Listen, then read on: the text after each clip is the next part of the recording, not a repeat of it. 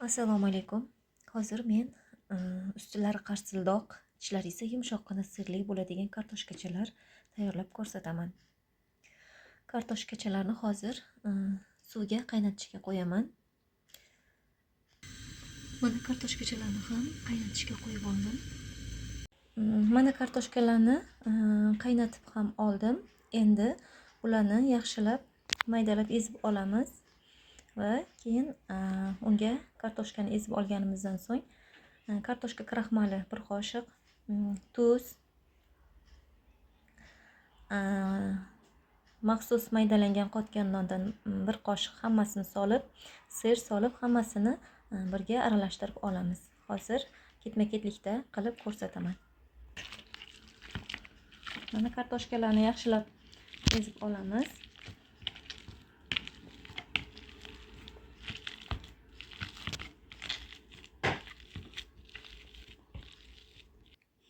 Endi ezilgan maydalangan kartoshkaga kartoshka kraxmal, maydalangan maxsus qotirilgan nonni maydalanganidan tabga ko'ra tuz, murch va ozgincha un sovoramiz va hammasini birgalikda yaxshilab aralashtirib olamiz.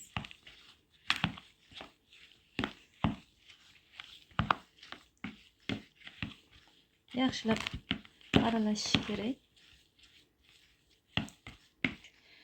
Endi sirni tyorkani mayda tomonidan o'tkazib sovoramiz kartoshkani ichiga.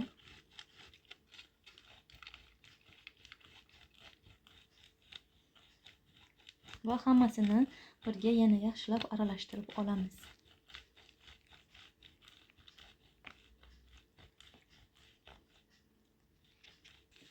Mana hammasini birgalikda yaxshilab aralashtirib olyapman. Tyorkadan o'tkazilgan sirni ham hammasi birgalikda yaxshilab aralashish kerak.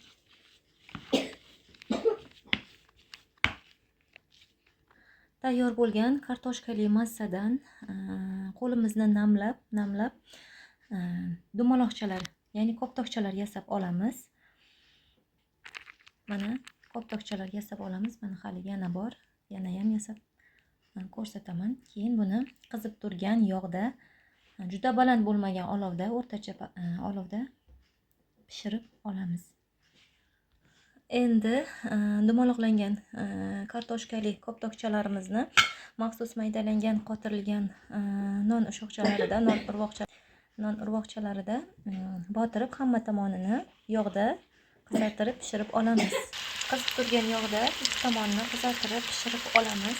Koptokchalarni hammasini. Mana azizlar, sirli koptokchalarimiz ham tayyor bo'ldi. Yoqqan bo'lsa, like bosib ketishingizni kutib qolaman. Hammaga yoqimli ishtaha.